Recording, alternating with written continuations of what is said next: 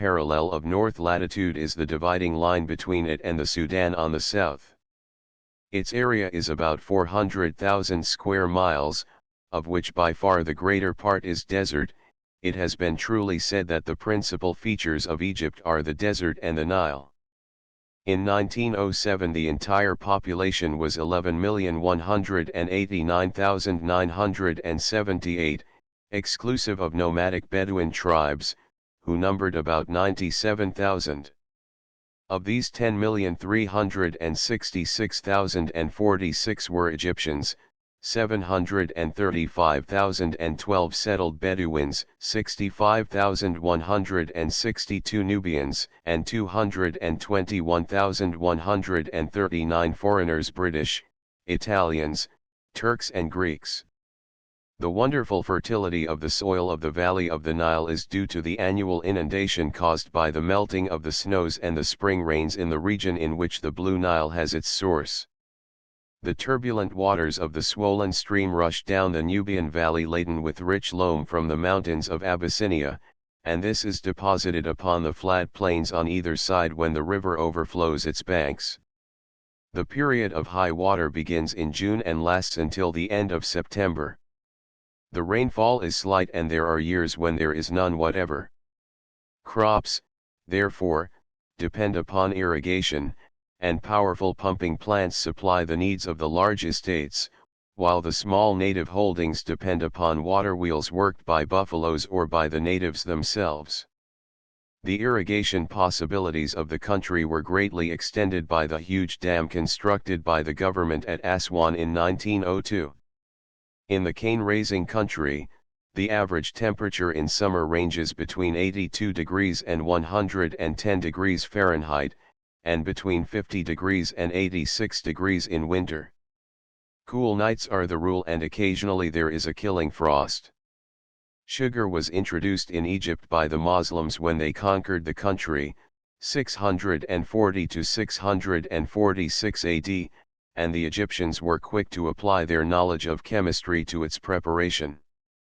By remelting the first crystals, then treating the liquor with lime and albumin, removing the suspended impurities by filtration, boiling to grain once more and purging the crystals of their syrup by washing, they succeeded in making a sugar far superior to that produced elsewhere.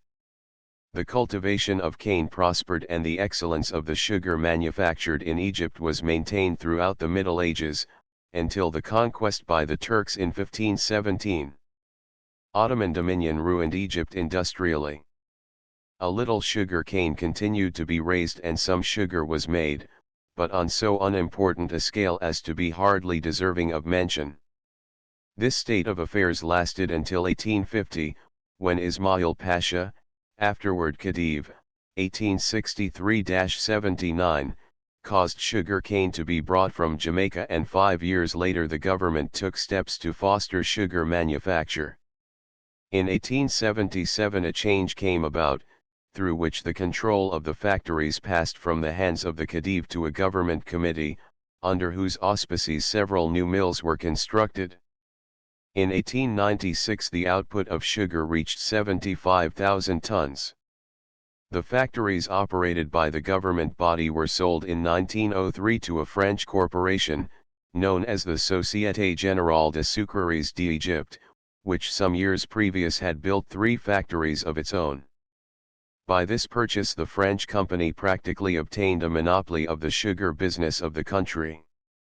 The financial crisis of 1905 proved a setback, but after the trouble arising from this had passed, the company formulated plans for enlarging its plantations and grinding an increased amount of cane. Sugar cane is grown along the Nile banks from a short distance above Cairo up to Aswan, or between 24 degrees and 30 degrees north latitude, a stretch of more than 400 miles. In width, however, this territory is confined to the valley of the Nile, which is only 12 miles wide at the extreme and narrowing to very much less. The agricultural possibilities of the eastern or right bank are not so great as those of the left, owing to the fact that it is mountainous in many places. Consequently, most of the cane and all of the sugar factories are to be found on the left, western, bank. Plowing is done in autumn and the ground is further prepared during the following February. The furrows are then made. Shortly afterward the cane is planted, covered with earth, and the water is turned in. Irrigation is kept up until the end of October, when it is discontinued for 2 or 3 weeks to allow the cane to ripen. Harvesting begins in December and lasts until April. The cane when cut is transported by camels to the railway and thence to the mill. The customary procedure is to raise 1 crop of plant cane, 1 crop of ratoons and 1 crop of cotton or beans in succession, allowing the land to lie fallow the 4th year, and so on every 4 years. The yield of cane per acre depends upon the soil, the adequacy of the water supply and the temperature ruling during the period of growth. The average from plant cane is 24 tons and from ratoon 16 tons. The factories depend upon cane furnished by the growers, either large plantation owners or small farmers who cultivate a few acres of rented land, and one of the serious problems which they have to face is the difficulty of obtaining an adequate supply.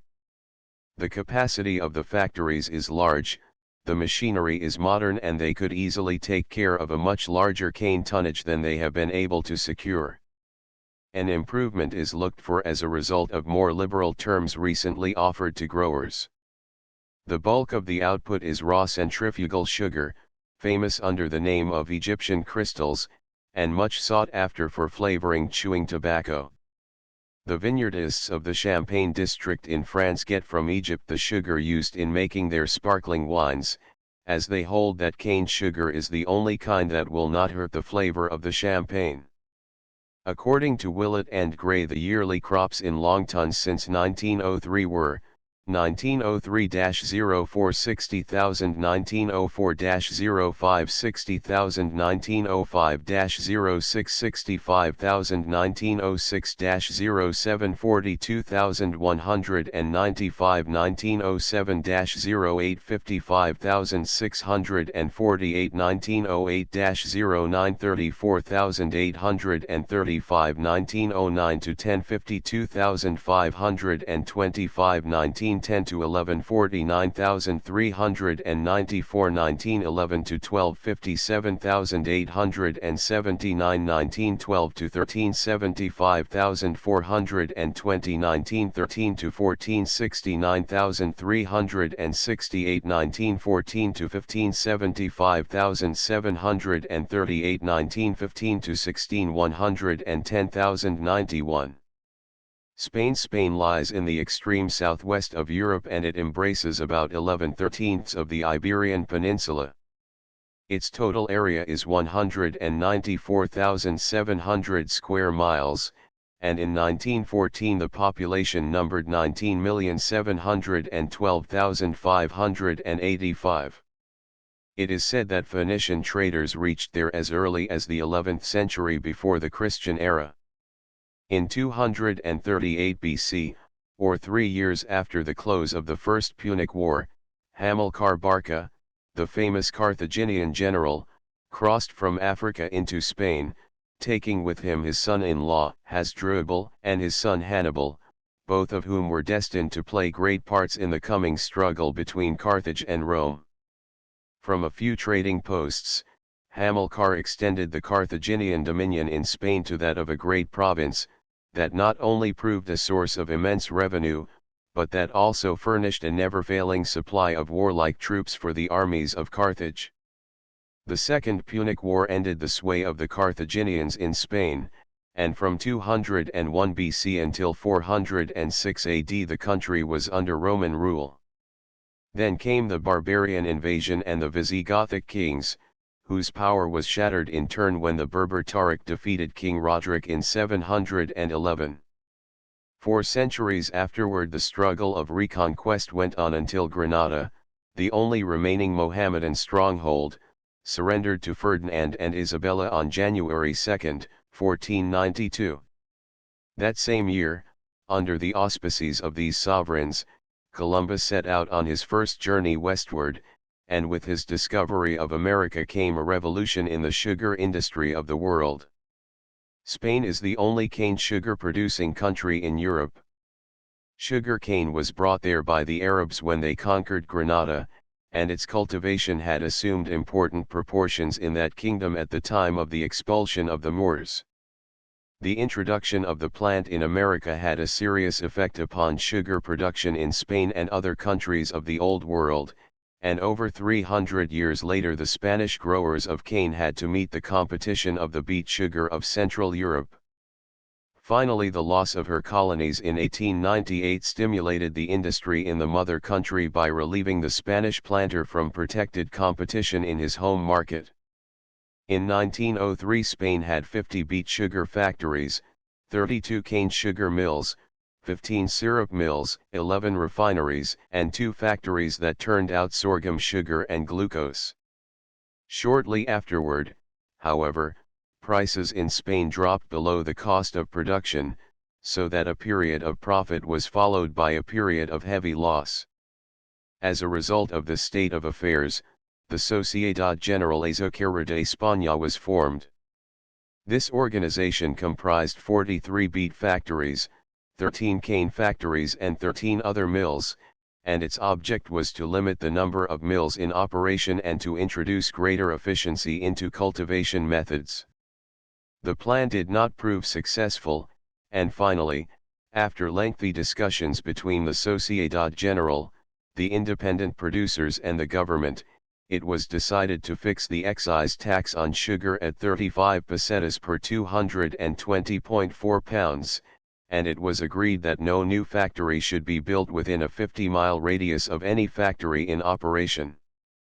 The output of each mill was fixed every year between the owner and the government, and if this amount should be exceeded the surplus was debited to the factory for the following year. Early in 1916 a royal decree authorized a reduction in the import duty on sugar from 60 to 25 pesetas per 100 kilograms. Since then there has been a heavy increase in imports, and the government is now being importuned to restore the tariff protection, lest the home industry be destroyed altogether. The cultivation of sugar cane in Spain is decreasing year by year on account of competition from the beet. The area devoted to cane culture in 1913 was 9,900 acres, while in 1915 it had dwindled to 4,069 acres. The plantations are situated in the provinces that border on the Mediterranean coast between Gibraltar and Almeria, or, roughly speaking, between 36 and 38 degrees north latitude, a long way outside of the tropics, but where the climate is warm and free from frost nevertheless. 3 varieties of cane are grown, the white, the red, and the striped, and the kind selected is determined by the nature of the soil. White cane requires a good soil with plenty of fertilization, red cane needs a deep soil carrying a large amount of moisture and also well manured. The striped cane calls for the same conditions as the red and gives about the same weight of cane per acre. The method of planting is similar with all 3. A cane crop is raised every 4th year on land that has previously been planted in wheat, maize, barley, or sweet potatoes. The fields are plowed deeply in January and February and the ground is well fertilized. During March the furrows are made 3½ feet apart, 1 foot deep and 8 inches wide, and more manure is added when it is thought to be necessary. Sulfate of ammonia, nitrates, basic slag, fish guano and phosphates, as well as stable manure, are used for fertilizing. 2 rows of seed cane are placed in each furrow, so that the amount of seed required is large, being about 9,800 pounds to the acre. The reason for this is that in the moderate climate of Malaga, Granada, and Almeria the formation of secondary stalks is not certain, consequently there must be ample provision for a sufficient number of primary stalks. As soon as the seed is planted it is covered with a layer of earth and enough water to moisten the ground effectually is turned into the furrows. These waterings are continued as often as necessary while the crop is growing, and the cane is banked from time to time. Finally the land is leveled and the last banking done. The furrows now appear raised above the surface instead of being below it as at first. Water is turned on at the proper point and allowed to run over the entire field, and this operation is repeated every 10 or 15 days during the summer. The crop is ready to be cut 1 year after planting, so that harvesting and grinding begin in March and are finished in May. As soon as the cane is cut, it is stripped of its leaves and taken to the mill. Part of the leaves is utilized as straw for the cattle and the remainder is burnt. If it should be decided to follow this crop by one of rattan cane, the spaces between the rows are then plowed, fertilizer is added and the process of irrigation and banking is kept up until the rattans reach maturity. In 1910 there were 34 cane mills in Spain, divided into two classes. First, the trapic, a small affair where the juice obtained from the little cane that is ground is made into table syrup, and, second, the fabrica, where white and yellow sugars and molasses are manufactured. The average fabrica is well equipped and managed. The diffusion method of extracting the juice from the cane is employed to a large extent. At the beginning of the refining process the juice is treated with sulfur and lime, after which it is clarified in the usual way. The heavy impurities are removed by bag filters and the clear juice is decolorized by filtration through bone char. The first liquor is boiled to a fine-grained moss-wheat, which is purged of its mother liquor in centrifugal machines and dried in large cones 92 of white sugar, which are broken up into small pieces and used in that form. A fine white granulated sugar is boiled from the second liquor, while from the third and fourth liquors soft yellow sugars are made. The final molasses is distilled into alcohol. That the outlook for the cane sugar industry is far from promising is evidenced by the fact that the output has fallen off from 34,548 tons in 1900 to 6,359 tons in 1915. The area available for cane culture is limited and too far from the tropics to give satisfactory crop results. Then again, a high surtax has had the effect of restricting the consumption, which at the present time is somewhere in the neighborhood of 150,000 tons per annum, all told. As the foregoing figures show, nearly all the country's requirements are served by beet sugar, concerning which a word or two may be timely at this point. In 1899, the year following the conclusion of the Spanish-American War, which cost Spain her colonies, the duty upon foreign sugar brought into that country was increased from 50 pesetas to 85 pesetas per 220.4 pounds, and the excise tax was fixed at 25 pesetas. This legislation effectually barred out the foreign article and at the same time stimulated the home industry. Much capital that was withdrawn from the lost colonies was invested in the culture of sugar beets and the manufacture of beet sugar. The profits realized from these operations were very large at first, which naturally led to expansion and finally overproduction. During the year ending July 1, 1913, the total amount of beet sugar turned out was 156,892 tons. In 1914 the production amounted to 140,394 tons, representing the output of 33 factories. The latest information obtainable gives the number of factories as 38, and 2/3 of these are said to be controlled by the so-called Sugar Trust of Spain.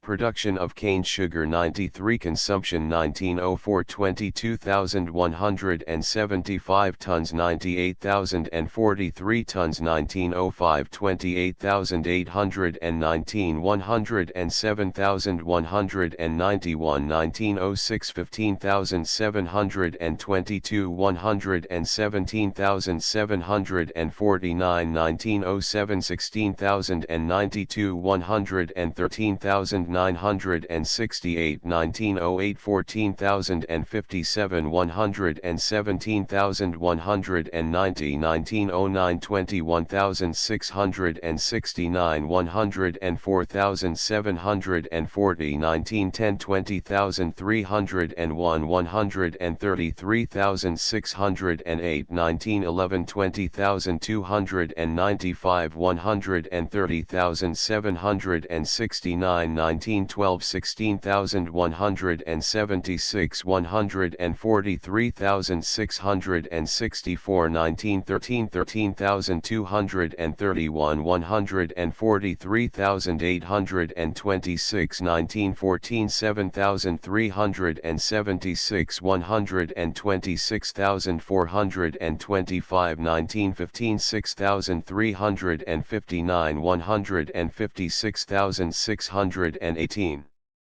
India. To all intents and purposes, India is a continent rather than a country. It is triangular in shape, with its base resting upon the Himalayas and its apex running far out into the ocean. To the east is the Bay of Bengal and to the west the Arabian Sea. Its length from north to south and its greatest width from east to west are both about 1900 miles. The Indian Empire, including Burma, comprises 1,766,000 square miles, with 294 million inhabitants. It extends from 8 degrees to 37 degrees north latitude, which means from the hottest tropical regions to a point well within the temperate zone, so that it would be idle to attempt to describe here the variety of formation and climate. In this, the birthplace of sugar cane, accurate information regarding the state of the industry is extremely hard to obtain, for various reasons, among which may be mentioned first, in certain portions of the empire very indifferent attention is paid to the compilation of reliable statistics concerning production. Second, the raising of sugar cane is not carried on by large interests, but is divided among a vast number of small farmers, so that it is doubly difficult to secure dependable data concerning the yield and manufacture. Third, by no means all of the cane that is grown goes to the sugar mills to be ground. Much of it is chewed or eaten in the stalk, and the manufacturing process itself is, in most instances, very primitive. So it is clear that even where the acreage planted to cane is accurately known, it would be a difficult matter to determine the result in sugar. Sugar mill, Nahan factory, India centrifugal worked by hand, India. The area devoted to cane varies year by year and runs between 2,500,000 and 3 million acres, chiefly in the United Provinces, Bengal and the Punjab, although the northwest provinces, Madras, Bombay, central provinces, the Rajput states, and Burma contribute. As the cane sugar crop of India is estimated to be between 2,225,000 and 2,500,000 tons, it would appear that the sugar realized per acre is something near 1 ton on an average, as against 5½ tons in Hawaii. However, there is a good deal of uncertainty regarding the figures, and some authorities consider the total crop very much larger than the amount just mentioned. The general practice in India is to plant the cane each year, and rattuning is seldom met with outside of the Pune district.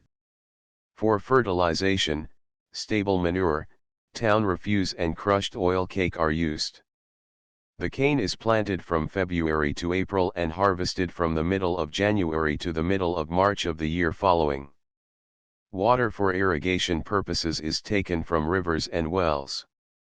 Climatic conditions are frequently unfavorable.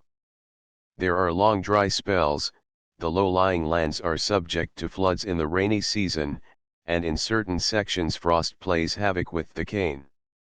Not only was India the original home of sugar cane, but, according to recognized authorities, the secret of preparing sugar from cane juice, which dates from the 7th century, also came from there. Today modern methods are employed to a certain extent, but the original processes predominate, and a word or two concerning the latter will no doubt prove interesting. The cane is cut into short lengths, placed in a kind of mortar and crushed with a large pestle, worked by oxen. The juice runs through a hole in the side of the mortar into a vessel placed to receive it. The practice in former days was to saw off a good-sized tamarind tree about 3 feet above the ground and then scoop out the stump. Later, logs were sunk deep in the ground and hollowed out in the same manner. Stone mortars followed, meeting with great favor, so that the advent of iron roller mills was delayed for many years. In the mortar and pestle operation of cane grinding, the pestle consists of a lever with 2 arms. The crushing end of the principal arm rests on the side of the mortar and the cane is ground between the pestle and the mortar wall. The apparatus is driven by oxen. Wooden mill from Gorakhpur, India. This method was improved upon by the introduction of the mill with 2 geared wooden rolls set vertically, the core of the taller one projecting upward through a frame and attached to a horizontal lever to which the oxen are harnessed. When the mill is started, the cane is fed between the wooden gears and the juice expressed in this manner. A further development brought in geared iron cylinders or drums, in sets of 2 and 3. The extraction by these means is extremely poor, ranging from 50% to 62% boiling by old method, India furnace and pans for making rab, India. Indian sugar makers treat the cane juice in many ways, but all the various grades or kinds produced come under one of 2 general heads, gur or rab. Stone mill, Agra, India. When making gur, the juice is first freed from floating particles of cane by straining. It is then run into a large earthen vessel sunk in the ground. From there it is ladled into smaller pans placed above a furnace, which is a very primitive affair, generally with 3 pans and having side walls of tiles or brick. Cane trash and bagasse are used as fuel. When the juice in the first pan begins to boil, a thick scum forms on the top and is skimmed off, and this operation is kept up until the liquor becomes clear. It is then taken to the third pan for further boiling and finally concentrated in the second. In many instances purification is limited to skimming, but sometimes this is supplemented by adding milk of lime or crude soda ash to the liquor. The scum is set aside to be fed to cattle or very poor people. When the yellowish-brown mass is boiled to a certain density, it is constantly kept in motion by stirring and its consistency is tested at frequent intervals. As soon as it is found that it can be rolled into a ball that upon cooling will remain fairly soft, it is considered sufficiently cooked and the boiling operation comes to an end. Sometimes the hot gur is put into earthen molds to cool and harden, sometimes it is worked with batons in an earthen vessel and after cooling is made into balls by hand, or flattened out and cut into triangles. The balls and triangles are placed in baskets to dry, after which they are supposed to be ready for consumption. Gur that is soft and of good grain lends itself admirably to the process of refining. Gur that has become solid and hard has to be eaten without further treatment, and burnt gur is totally unfit for refining. Rab is made in nearly the same manner, but with more attention paid to cleanliness. There are 5 iron pans, which are thoroughly cleansed daily. The skimming and clarifying operations are conducted with more care and the clear juice is filtered through cloth before being concentrated. When the mass of crystals and liquor is found to be of the proper consistency, it is poured into earthen pots to cool and well stirred to help crystallization. This process being finally complete, the moist and somewhat soft sugar can only be removed by breaking the pots containing it. Owing to its almost liquid condition, rab cannot conveniently be transported any distance, so that it is generally used near the place where it is made, chiefly for refining purposes. Gur, on the other hand, being harder, can readily be carried any distance. Small locomotive used to draw cane cars, 2-foot gauge, India loading cane carrier, Maraura factory, India. Men are sometimes set to work tramping upon sacks filled with rab, in order to separate the syrup from the sugar, Again, sacks of rab are piled upon a floor with holes for drainage and a well for the syrup that runs off. Weights are often placed upon the bags in order to hasten the process. After the drainage is fairly complete, the rab is dumped into vessels having openings at the bottom and covered at the top by a layer of wet water plants. The water as it passes through the mass of sugar washes the syrup from the crystals and the liquor runs off through the apertures in the bottom. Several days afterward the operation is repeated, and so on until all the syrup has been removed by washing. The resulting sugar is either used in that form, or dried in the sun and worked by human feet in order to lighten its color. Syed Muhammad Hadi, Assistant Director of the Land Records and Agriculture at Allahabad, has worked out an improved method for making rab which is now widely adopted. Under his plan, the furnace heat can be readily controlled, so that the danger of burning the juices during boiling is considerably lessened, neither is there so much risk of decomposition, souring. Besides, the cooled rab is purged of its syrup in a centrifugal machine worked by hand instead of by drainage from wet vegetation. At best, however, the production of sugar by the natives of Hindustan is still at a very elementary stage, and in that country new ideas gain ground very slowly, so that it will be some time before modern machinery and equipment are generally in use. It would seem that in view of the small production of sugar per acre and the enormous losses in manufacture, a modern plant, with machinery of the latest and best type and large financial resources, should be remarkably successful, but such is not the case. It appears to be impossible to get a steady supply of cane. In India, plantations like those found in other countries do not exist. Instead, there are a great number of extremely small pieces of land all under different ownership. The cane has to be brought to the mill from considerable distances in small quantities, and owing to lack of intelligence or initiative on the part of the farmer it is of indifferent quality. Transportation facilities are far from good and the manufacturers have to make up the shortage in the supply of cane by using rab and gur. If the latter should contain an excessive amount of glucose or be caramelized, it does not lose its value as an article for direct consumption. On the other hand, either of these conditions unfitted for the purposes of refining, and as there is but a slight difference in price between gur and the white sugar into which it is made, the disadvantage to the refiner is readily apparent. Another drawback is that the Hindus do not take kindly to sugar manufactured by the European process, consequently chini or sugar made from rab by the native method, commands a better price than sugar made in a modern refinery.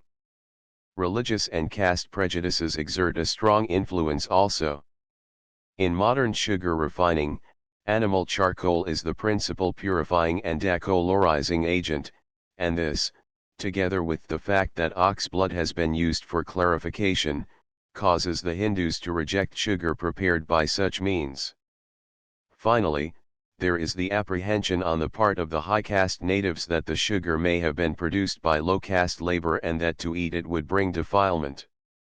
The refiners of India have begun to recognize the advantage to them in using raw European beetroot sugars and raw cane from Java and Mauritius instead of the more costly preparations of rab and gur. As a result, there is a considerable quantity of foreign sugar imported into India which is consumed ultimately by the high caste native without his being aware of its origin. The imports during the period from 1908 to 1916 were as follows: 1908-09 535,664 tons of 2,240 pounds, 1909-10 556,840, 1910-11 608,785, 1911-12 508,591, 1912-13 675,017, 1913 to 14 800 and 2,978, 1914 to 15 428,595, 1915 to 16 515,909 of this tonnage, Austria supplied the greater amount of the beet, Germany the remainder, while the cane came from Java and Mauritius. In 1913 and 1914 the raw beet from Austria and Germany was almost entirely displaced by washed Java Ross, the trade name for which is Java White. Some sugar is exported, but the quantity is insignificant. Water-driven centrifugals, Maraura Factory, India Champaran Sugar Company, Ltd., Barachukia, Champaran, India. As to the future of the industry in India, the theory is held by many that with modern scientific methods governing cultivation and manufacture, that country would be able not only to provide for its own requirements, but would be a competitor for export trade in the markets of the world. If such a condition is to be brought about, it will not be by improvement in the cane fields and the manufacturing plants alone. There are other problems to be overcome before there can be any great change for the better: the stubborn opposition of the natives to innovations, the extreme smallness of individual holdings, poverty, lack of initiative and cooperation. These are the main obstacles in the way of a material increase in the present enormous production, and they will not be easily surmounted. Conclusion: the sugar crops of the world for the year 1915-16 aggregated 16,558,863 long tons, of which 10,571,079 tons were cane. The following table shows the production of the various countries. Tons: North America, United States, Hawaii 545,000, Louisiana 122,768, Texas 1,000, Puerto Rico 400,000, Cuba 3 million, British West Indies, Trinidad 55,000, Barbados 50,000, Jamaica 15,000, other British West Indies 30,000, French West Indies, Martinique 40,000, Guadeloupe 40,000, Danish West Indies, St. Croix 11,000, Santo Domingo 120,000, Mexico 75,000, Central America 30,000, South America, British Guyana 110,000, Suriname 13,000, Venezuela 10,000. Peru 200,000, Argentina 155,000, Brazil 194,000. Total in America 5,216,768, Asia, British India 2,636,875, Java 1,264,000, Formosa 391,549, Philippine Islands 300,000. Total in Asia 4,592,424, Australia and Polynesia, Queensland 150,000, New South Wales, Fiji 90,000. Total in Australia and Polynesia 240,000, Africa, Egypt 110,000, Mauritius 215,528, Réunion 40,000, Natal 100,000, Mozambique 50,000. Total in Africa 515,528,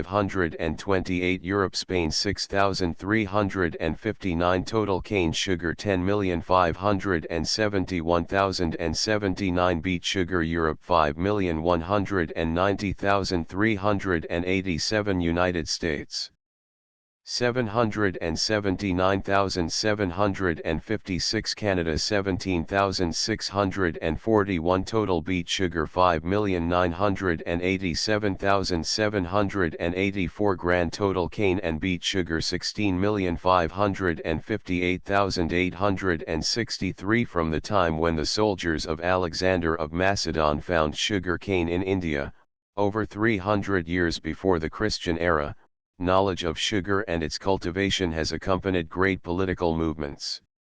In the sweep of the Saracen conquest from Persia to Egypt and on through northern Africa into Spain, sugar followed the footsteps of the invading armies. The Crusaders brought it with them when they returned home from Palestine. Daring Portuguese adventurers carried it to the Madeiras, the Azores, the Cape Verde and other islands of the East Atlantic Ocean when they captured and colonized them in the 15th century. The New World received sugar cane at the hands of Christopher Columbus, who planted it in Santo Domingo in 1493. Shortly after Pizarro's first landing, it was brought to Peru by the Spanish conquerors. Cortés himself introduced it in Mexico, erecting the first mill there in 1520, and when, during the struggle between Great Britain and France, sugar was excluded from Europe by the blockading British fleet, it was Napoleon Bonaparte who called beet sugar manufacture into being. Before the outbreak of the Great War in 1914, the world's crops of sugar were pretty evenly divided between cane and beet, with a preponderance in favor of the former. How this titanic conflict has affected the European production is clearly seen by the returns for 1915-16. During that season the world's output was 16,558,863 long tons, made up of 10,571,079 tons of cane and 5,987,784 tons of beet, and Europe was short 2,392,828 tons as compared with the previous year. The conclusion is inevitable that after the war shall be brought to an end, a period of poverty and distress will ensue, and restriction of sugar consumption in Europe will be one of the results of this condition. Apart from countries where sugar production is fostered by protecting tariffs, it seems certain that future development and progress will take place in lands where favorable climate, rich soil, and adequate, cheap labor are found together. The natural economic law will cause the industry to thrive best where such conditions obtain in the fullest degree, and to fall off correspondingly as they diminish. Footnotes 1. This and 17 illustrations immediately following are reproduced by permission of Truman G. Palmer, ESQ, Secretary of the United States Beet Sugar Industry, Washington, D.C. 2. This and the 3 illustrations immediately following are after photographs by Amos Sinai, ESQ 3. This and the 5 illustrations immediately following are after photographs by the American Photoco, Habana. 4. Spain. 5. Ed Ewell, 2, 208-212. 6. Geschichte Zuckers, p. 89. 7. Kaswinai, I, 262. 8. 610-641 AD. 9. C. Greece under the Romans, by George Finlay, Doctor of Laws, page 338. The sixth campaign opened with the Roman army in the plains of Assyria, and after laying waste some of the largest provinces of the Persian Empire, Heraclius marched through the country to the east of the Tigris and captured the palace of Dastargerd, where the Persian monarchs had accumulated the greater part of their enormous treasure in a position always regarded as secure from any foreign enemy. 10. In Morocco. 11. Important village of the province of Khuzestan. 12. Latave, page 107. 13. B. 571 D. 632 AD. 14. AMRIBNLS. 15. Marchpane, a sweetmeat made of sweet almonds and pounded sugar. 16. Encyclopaedia Britannica, Volume 12, p. 826, gives 1506 as date of introduction of sugar in Santo Domingo. Encyclopaedia Britannica, Volume XXVI, p. 44, says sugar carried to Santo Domingo in 1494. 17. Encyclopaedia Britannica, XXII, p. 658. 18. OS 19 Quart Jour of Economics, Volume 17, p. 1. 20. The excess of import duty over the domestic revenue tax. 21. When exported, of course. 22. Roy G. Blakey, Ph.D. The United States Beet Sugar Industry and the Tariff, Columbia University, 1912. 23. Actual production in sugar. 24. Mark equals 23.8 cents US coin. 25. Ruble equals 51 cents. 26. Pud equals 36.07 pounds. 27. 6 francs and 5½ francs, respectively, per 100 kilograms. 28 Surface, GT, Story of Sugar, p. 115. 29 Hardwick Committee Hearings, 62nd Congress, First Session, p. 767. 30 Truman G. Palmer. 31 Blakey. 32 Professor George W. Shaw says, 1877, The California Industry, Sacramento, 1903, page 11. 33 Secretary of Agriculture, 61st Congress, First Session, Senator Document 22, p. 8. 34 Closed. 35 Height of these mountains taken from U.S. Geodetic Survey, March, 1915. 36 Gearlegs, World's Cane Sugar Industry, p. 345. 37 Cleveland, Richard J., Narrative of Voyages and Commercial Enterprises, Cambridge, 1843. 38 Anderson, Rufus, The Hawaiian Islands, Boston, 1864. 39 Jarvis, James Jackson, History of the Sandwich Islands, Honolulu, 1872. 40 Overland Monthly, June, 1895, p. 620. 41 From what Mr. Noel Deere, the sugar technologist at the Honolulu Experiment Station, writes on the subject, it would appear that yellow Caledonia cane is identical with white Tana.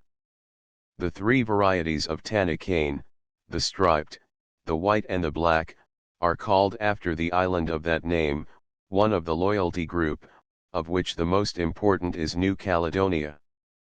All of the Tana canes are cultivated extensively in Australia, and the white Tana or yellow Caledonia was brought to Hawaii from Queensland.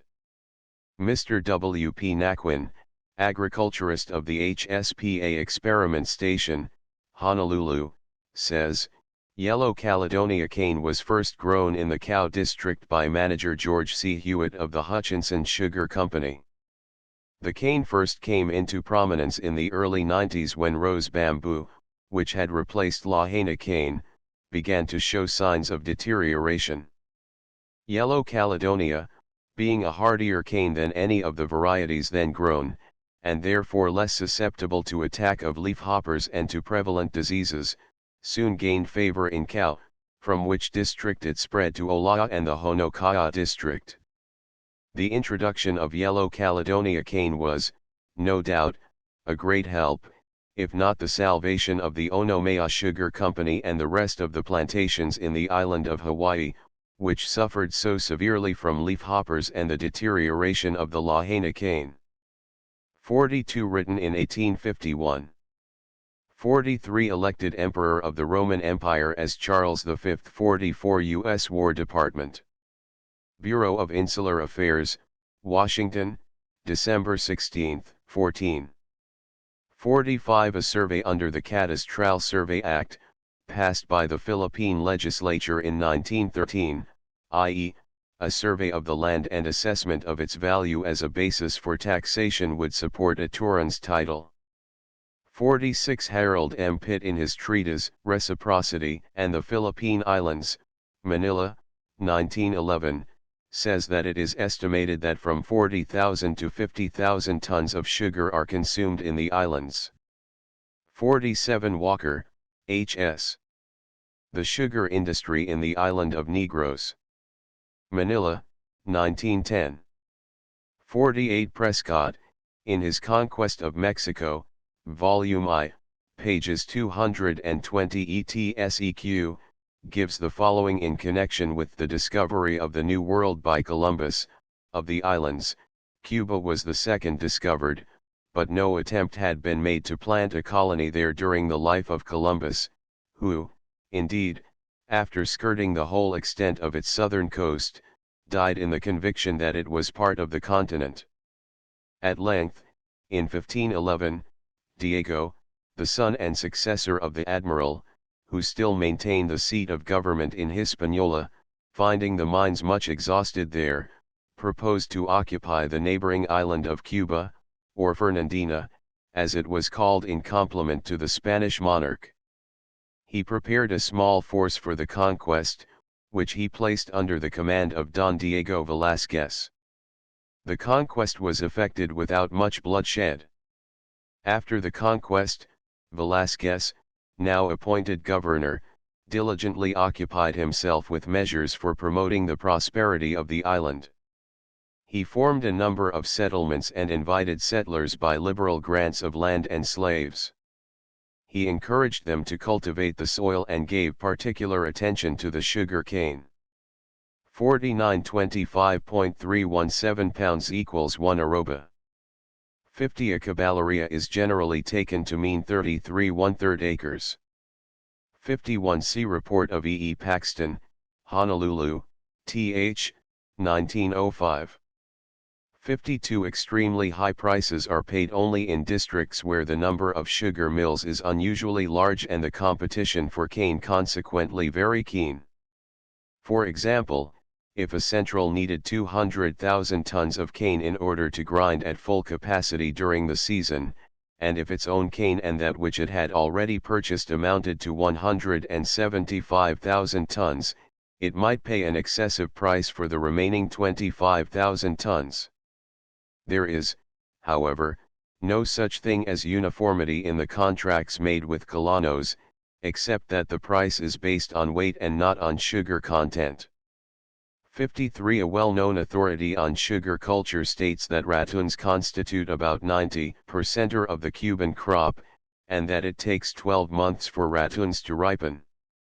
Primavera, or cane planted in the spring, is cut when 12 months old, and Cana fria, or cane planted in the fall, is cut when it is between 14 and 18 months old.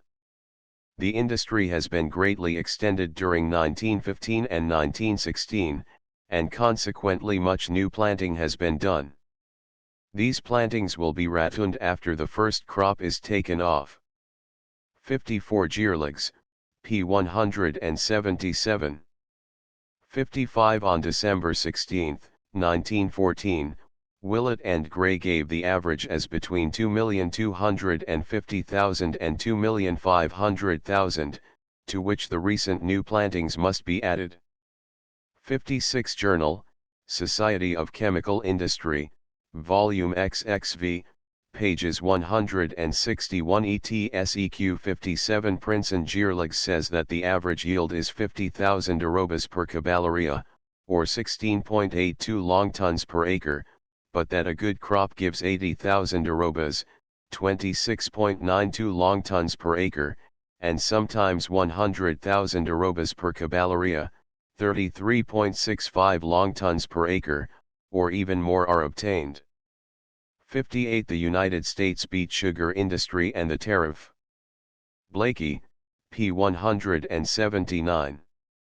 59 This is not true of the years 1915 and 1916, when on account of the war Great Britain, France, and other European countries have been compelled to draw large quantities of sugar from Cuba and the United States. 60 10 Years' War. 61 Hurricane. 62 Internal disturbances. 63 Rebellion against Spain. Spanish-American War. 64 Great Drought. 65 Particularly favorable weather. 66 Great Drought. 67 Estimated. 68 Estimated. 69 Estimated. 70 Estimated. 71 Britannica says 1860. 72 Volume 3, pages 356 to 318, Dana Estes and Co.'s edition. 73 Portuguese settlement at the mouth of the Canton River. 74 Chancaca is made by boiling the cane juice in open pans to the consistency of mosquite, then running it into molds about 6 inches in diameter and allowing it to cool. 75 These figures based upon Brazilian mill race, paper, being worth ones. 4D STG76. A sugar solution of 31 degrees Baume contains 56.2% sucrose. 77. Trashing is the stripping of dried leaves from the cane. 78. Estimated. 79. Century Atlas. A recent private report, 1915, gives 1,856,254 square miles. 80. All figures given in dollars and cents are United States money. 81. 16 centavos, paper, per kilogram, or 7¼ cents per pound. 82. Estimated. 83. Since the foregoing was written, Formosa's production has passed the 300,000 ton mark, as will be seen by the table on page 281. 84. Asiatic trade wind. 85. Gearlegs. 86. Formed by France out of the Netherlands in 1795. It existed until 1806. 87. Estimated. 88. Estimated. 89. Estimated. 90. Estimated. 91. Estimated. 92. From 10 to 15 pounds in weight. 93. Willett and Gray, January 13, 1916.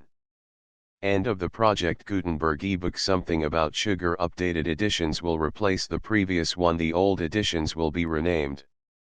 Creating the works from print editions not protected by U.S. copyright law means that no one owns a United States copyright in these works, so the Foundation, and you, can copy and distribute it in the United States without permission and without paying copyright royalties. Special rules, set forth in the general terms of use part of this license, apply to copying and distributing Project Gutenberg trademark electronic works to protect the Project Gutenberg trademark concept and trademark. Project Gutenberg is a registered trademark, and may not be used if you charge for an ebook, except by following the terms of the trademark license, including paying royalties for use of the Project Gutenberg trademark. If you do not charge anything for copies of this ebook, complying with the trademark license is very easy. You may use this ebook for nearly any purpose, such as creation of derivative works, reports, performances, and research. Project Gutenberg ebooks may be modified and printed and given away. You may do practically anything in the United States with ebooks not protected by U.S. copyright law. Redistribution is subject to the trademark license, especially commercial redistribution. Start, full license. The full Project Gutenberg license. Please read this before you distribute or use this work to protect the Project Gutenberg trademark mission of promoting the free distribution of electronic works.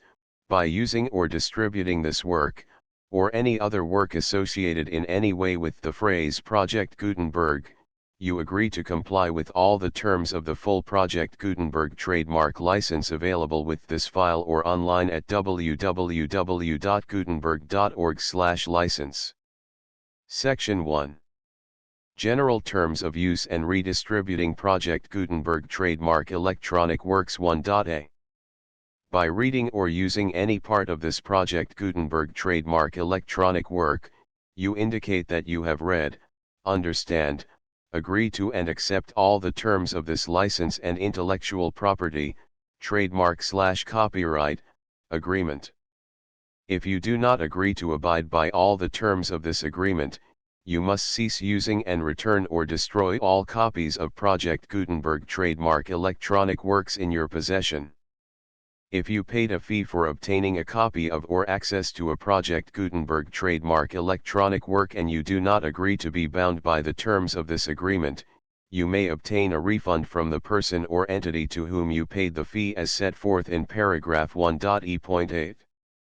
1.b. Project Gutenberg is a registered trademark. It may only be used on or associated in any way with an electronic work by people who agree to be bound by the terms of this agreement. There are a few things that you can do with most Project Gutenberg trademark electronic works even without complying with the full terms of this agreement. See paragraph 1.c below. There are a lot of things you can do with Project Gutenberg trademark electronic works if you follow the terms of this agreement and help preserve free future access to Project Gutenberg trademark electronic works. See paragraph 1.e below. 1.c. The Project Gutenberg Literary Archive Foundation, the Foundation or PGLOF, owns a compilation copyright in the collection of Project Gutenberg trademark electronic works. Nearly all the individual works in the collection are in the public domain in the United States.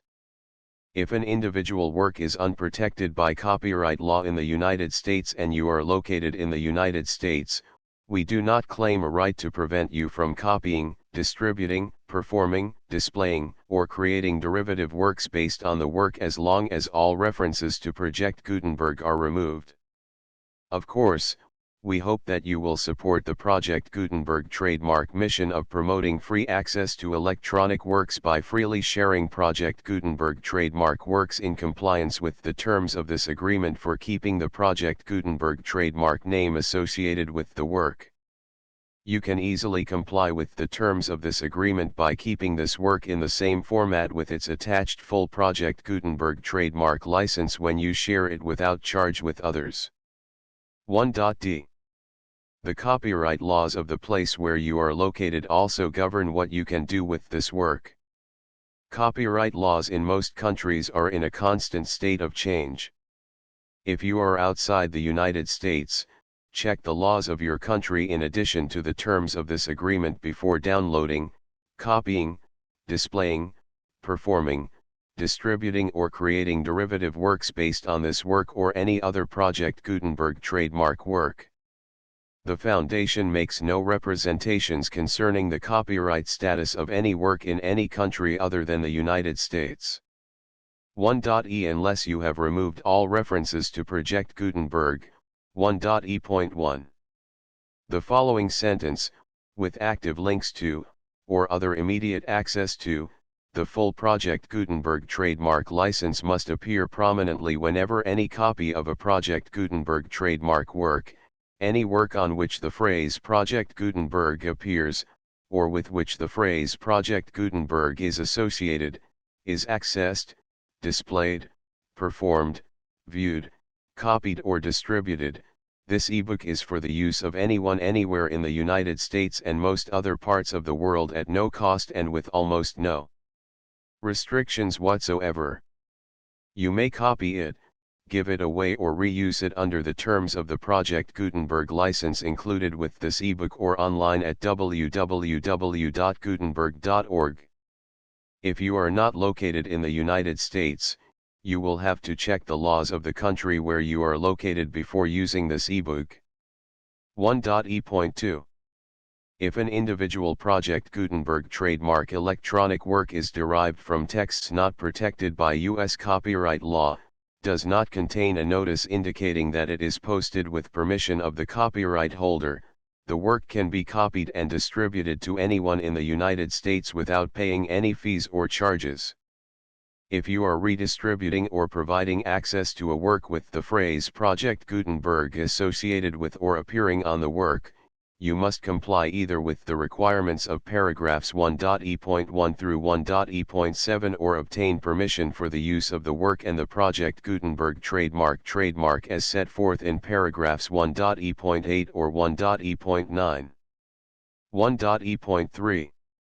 If an individual Project Gutenberg trademark electronic work is posted with the permission of the copyright holder, your use and distribution must comply with both paragraphs 1.e.1 through 1.e.7 and any additional terms imposed by the copyright holder. Additional terms will be linked to the Project Gutenberg trademark license for all works posted with the permission of the copyright holder found at the beginning of this work. 1.e.4. Do not unlink or detach or remove the full Project Gutenberg trademark license terms from this work, or any files containing a part of this work or any other work associated with Project Gutenberg trademark. 1.e.5. Do not copy, display, perform, distribute or redistribute this electronic work, or any part of this electronic work, without prominently displaying the sentence set forth in paragraph 1.e.1 with active links or immediate access to the full terms of the Project Gutenberg trademark license. 1.e.6. You may convert to and distribute this work in any binary, compressed, marked up, non-proprietary or proprietary form, including any word processing or hypertext form. However, if you provide access to or distribute copies of a Project Gutenberg trademark work in a format other than plain vanilla ASCII or other format used in the official version posted on the official Project Gutenberg trademark website, www.gutenberg.org, you must, at no additional cost, fee, or expense to the user, provide a copy, a means of exporting a copy, or a means of obtaining a copy upon request, of the work in its original plain vanilla ASCII or other form. Any alternate format must include the full Project Gutenberg trademark license as specified in paragraph 1.e.1. 1.e.7. Do not charge a fee for access to, viewing, displaying, performing, copying or distributing any Project Gutenberg trademark works unless you comply with paragraph 1.e.8 or 1.e.9. 1.e.8. You may charge a reasonable fee for copies of or providing access to or distributing Project Gutenberg trademark electronic works provided that, you pay a royalty fee of 20% of the gross profits you derive from the use of Project Gutenberg trademark works calculated using the method you already use to calculate your applicable taxes. The fee is owed to the owner of the Project Gutenberg trademark, but he has agreed to donate royalties under this paragraph to the Project Gutenberg Literary Archive Foundation. Royalty payments must be paid within 60 days following each date on which you prepare, or are legally required to prepare, your periodic tax returns. Royalty payments should be clearly marked as such and sent to the Project Gutenberg Literary Archive Foundation at the address specified in Section 4, Information about donations to the Project Gutenberg Literary Archive Foundation. You provide a full refund of any money paid by a user who notifies you in writing, or by email, within 30 days of receipt that he does not agree to the terms of the full Project Gutenberg trademark license. You must require such a user to return or destroy all copies of the works possessed in a physical medium and discontinue all use of and all access to other copies of Project Gutenberg trademark works. You provide, in accordance with paragraph 1.f.3, a full refund of any money paid for a work or a replacement copy, if a defect in the electronic work is discovered and reported to you within 90 days of receipt of the work. You comply with all other terms of this agreement for free distribution of Project Gutenberg trademark works. 1.e.9. If you wish to charge a fee or distribute a Project Gutenberg trademark electronic work or group of works on different terms than are set forth in this agreement, you must obtain permission in writing from the Project Gutenberg Literary Archive Foundation, the manager of the Project Gutenberg trademark. Contact the Foundation as set forth in Section 3 below. 1.f.1.f.1. Project Gutenberg volunteers and employees expend considerable effort to identify, do copyright research on, transcribe and proofread works not protected by U.S. copyright law in creating the Project Gutenberg trademark collection. Despite these efforts, Project Gutenberg trademark electronic works, and the medium on which they may be stored, may contain defects, such as, but not limited to, incomplete, inaccurate or corrupt data, transcription errors, a copyright or other intellectual property infringement, a defective or damaged disk or other medium, a computer virus, or computer codes that damage or cannot be read by your equipment. 1.f.2. Limited warranty, disclaimer of damages, except for the right of replacement or refund described in paragraph 1.f.3, the Project Gutenberg Literary Archive Foundation, the owner of the Project Gutenberg trademark, and any other party distributing a Project Gutenberg trademark electronic work under this agreement, disclaim all liability to you for damages, costs, and expenses, including legal fees. You agree that you have no remedies for negligence, strict liability, breach of warranty or breach of contract except those provided in paragraph 1.f.3. You agree that the foundation, the trademark owner, and any distributor under this agreement will not be liable to you for actual, direct, indirect, consequential, punitive, or incidental damages even if you give notice of the possibility of such damage. 1.f.3. Limited right of replacement or refund. If you discover a defect in this electronic work within 90 days of receiving it, you can receive a refund of the money, if any, you paid for it by sending a written explanation to the person you received the work from. If you received the work on a physical medium, you must return the medium with your written explanation. The person or entity that provided you with the defective work may elect to provide a replacement copy in lieu of a refund.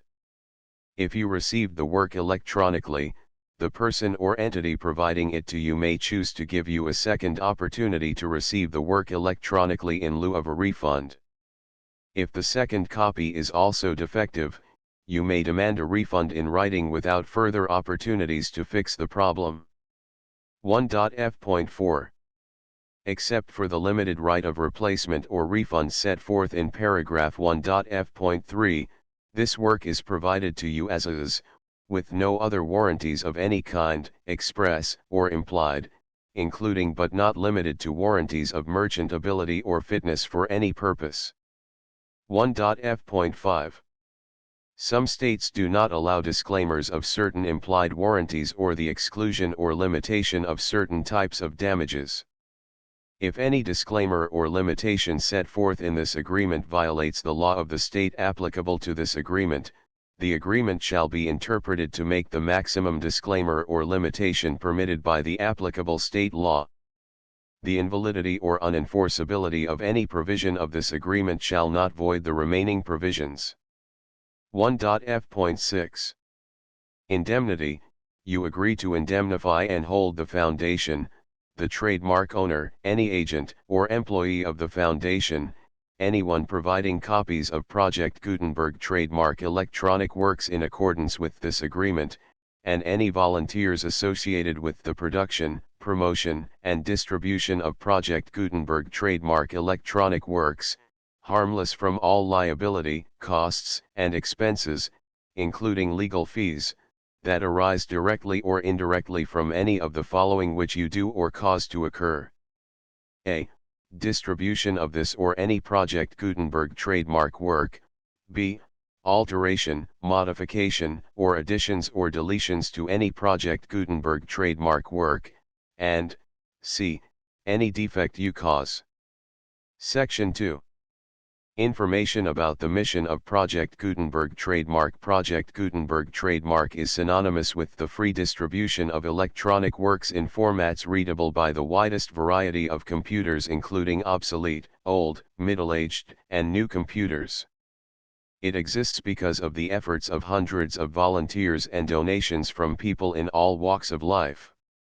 Volunteers and financial support to provide volunteers with the assistance they need are critical to reaching Project Gutenberg trademark's goals and ensuring that the Project Gutenberg trademark collection will remain freely available for generations to come. In 2001, the Project Gutenberg Literary Archive Foundation was created to provide a secure and permanent future for Project Gutenberg trademark and future generations. To learn more about the Project Gutenberg Literary Archive Foundation and how your efforts and donations can help, see sections 3 and 4 and the Foundation information page at www.gutenberg.org. Section 3. Information about the Project Gutenberg Literary Archive Foundation. The Project Gutenberg Literary Archive Foundation is a non-profit 501(c)(3) educational corporation organized under the laws of the state of Mississippi and granted tax-exempt status by the Internal Revenue Service. The Foundation's IN or Federal Tax Identification Number is 64-6221541. Contributions to the Project Gutenberg Literary Archive Foundation are tax-deductible to the full extent permitted by U.S. federal laws and your state's laws. The Foundation's business office is located at 809 North 1500 West, Salt Lake City, Utah 84116801596-1887. Email contact links and up-to-date contact information can be found at the Foundation's website and official page at www.gutenberg.org/contact section 4.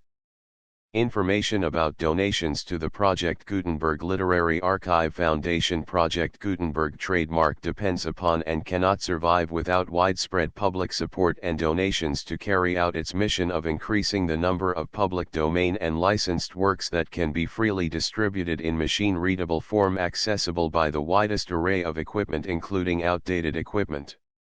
Many small donations, $1 to $5,000, are particularly important to maintaining tax-exempt status with the IRS.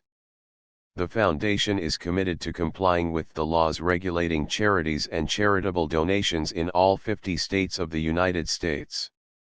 Compliance requirements are not uniform and it takes a considerable effort, much paperwork, and many fees to meet and keep up with these requirements. We do not solicit donations in locations where we have not received written confirmation of compliance. To send donations or determine the status of compliance for any particular state, visit www.gutenberg.org/donate. While we cannot and do not solicit contributions from states where we have not met the solicitation requirements, we know of no prohibition against accepting unsolicited donations from donors in such states who approach us with offers to donate.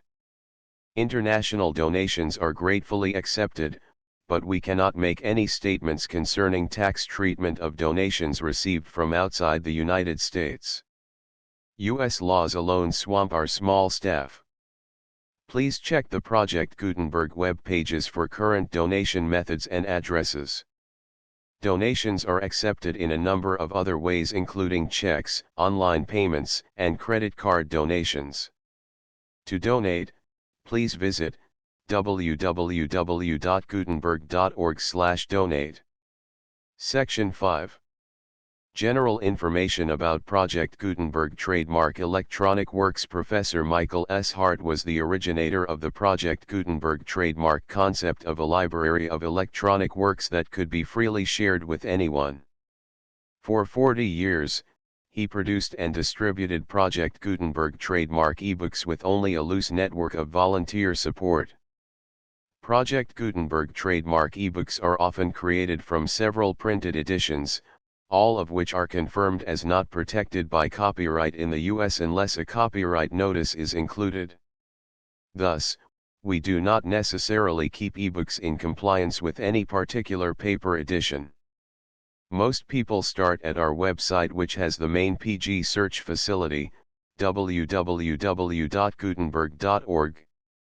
This website includes information about Project Gutenberg trademark, including how to make donations to the Project Gutenberg Literary Archive Foundation, how to help produce our new ebooks, and how to subscribe to our email newsletter to hear about new ebooks.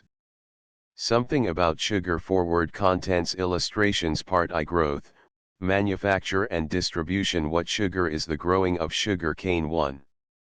Soil analysis. 2. Entomology. 3. Pathology. The manufacture of raw sugar. Extraction, purification, evaporation, concentration and crystallization. Preparation of crystals for the market. Transportation and delivery of raw sugar. Polarization, refining of raw sugar. Washing, melting, defecation, bone char. Filtration, crystallization, partial drying, final drying of crystals. Screening, packing. Cube sugar, powdered and bar sugar. Yellow sugars. Mechanical department. Laboratory. Cost of refining. Shipping department. Marketing. Beet sugar. Short review of the history of beet sugar. The sugar beet selection of the soil. Planting, thinning, cultivation, harvesting and topping. Manufacture of beet sugar. Transportation and cleaning. Extraction of juice, slicing and diffusion, purification of juice, carbonation and filtration, concentration of juice, sulfitation, formation of grain, Stefan process. Part 2, history of the industry, early history, beet sugar in Europe, beet sugar in the United States, territory of Hawaii, Louisiana, Puerto Rico, the Philippines, Cuba, Jamaica, Barbados, Trinidad, Santo Domingo, Guadeloupe and Martinique, Guadeloupe and Martinique, Mexico, Peru, Brazil, British Guiana, Argentina, Formosa, Java, Australia, Mauritius, Natal, Egypt, Spain, India. Conclusion. Footnotes. The full project, Gutenberg license 234V67891X111213141516171819 123456789101112131415161718 19 20 21 22 23 24 25 26 27 28 29 30 31 32 33 34 35 36 37 38 39 40 41 42 43 44 45 46 47 48 49 50 51 52 53 54 55 56 57 58 59 60 61 62 63 64 65 66 67 68 69 70 71 72 73 74 75 76 77 78 79 80 81 82 83 84 85 86 87 88 89 90 91 92 93 94 95 96 97 98 99 100 101 102 103 104 105 106 107 108 109 110 111 112 113 114 115 116 117 118 119 120 121 122 123 124 125 126 127 128 129 130 131 132 133 134 135 136 137 138 139 140 141 142 143 144 145 146 147 148 149 150 151 152 153 154 155 156 157 158 159 160 161 162 163 164 165 166 167 168 169 170 171 172 173 174 175 176 177 178 179 180 181 182 183 184 185 186 187 188 189 190 191 192 193 194 195 196 197 198 199 200 201 202 203 204 205 206, 207, 208, 209, 210, 211, 212, 213, 214, 215, 216, 217, 218, 219, 220, 221, 222, 223, 224, 225, 226, 227, 228, 229, 230, 231, 232, 233, 234, 235, 236, 237, 238, 239, 240, 241, 242, 243, 244, 245, 246, 247, 248, 249, 250, 251, 252, 253, 254, 255, 256, 257, 259, 260, 261, 262, 263, 264, 265, 266, 267, 268, 269, 270, 271, 272, 273, 274, 275, 276, 277, 278, 279, 280, 281, 282, 283, 284, 285, 286, 287, 288, 289. 290, 291, 292, 293, 294, 295, 296, 297, 298, 299, 300, 301, 302, 303, 304, 305, 306, 307, 308, 309, 310, 311, 312, 313, 314, 315, 316, 317, 318, 319, 320, 321, 322, 323, 324, 325, 326, 327, 328, 329, 330, 331, 332, 333, 334, 335, 336, 337, 338, 339, 340, 341.